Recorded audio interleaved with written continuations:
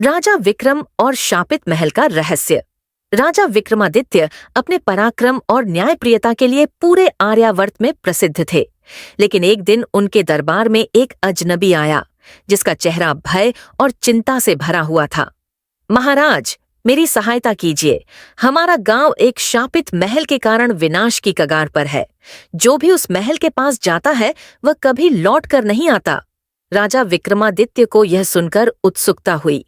उन्होंने तत्काल अपने सेनापति और कुछ विश्वासपात्र सैनिकों को बुलाया और उस अजनबी के साथ महल की ओर प्रस्थान किया। महल अंधकार में डूबा हुआ था, मानो वर्षों से कोई वहां नहीं गया हो।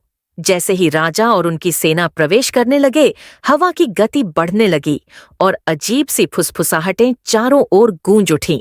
अचानक महल का मुख्य द्वार अपने आप खुल गया। अंदर घुसते ही सैनिकों को दीवारों पर अजीब चित्र और शिलालेख दिखे, जिनमें किसी भयानक शाप का संकेत था।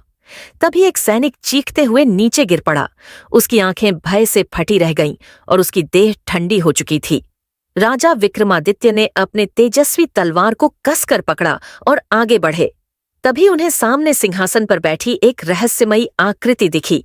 आखिर तुम कौन हो? राजा ने तलवार उठाते हुए पूछा। अकस्मात वह आकृति हंस पड़ी और बोली, मैं इस महल का असली स्वामी हूँ, राजा सोमेश्वर। मुझे एक काले जादूगर ने श्राप देकर इस महल में कैद कर दिया था। जो भी यहाँ आता है वह मेरी आत्मा के श्राप का शिकार बन जाता है। परंतु तुम, राजा विक्रमादित्य, शायद मुझे इस अभिशाप से मुक्त कर सकते हो। राजा विक्रम ने बुद्धिमानी से महल के शिलालेखों को पढ़ा और उसमें दिए संकेतों के आधार पर श्राप को समाप्त करने का उपाय ढूंढा। जैसे ही उन्होंने मंत्रों का उच्चारण किया, एक तेज रोशनी फैली और राजा सोमेश्वर की आत्मा मुक्त हो गई। महल का श्राप समाप्त होते ही वह फिर से प्रकाशमान हो गया। राजा विक्रमादित्य ने वहां एक नई व्यवस्था स्थापित की और गांव वालों को सुरक्षा का आश्वासन दिया।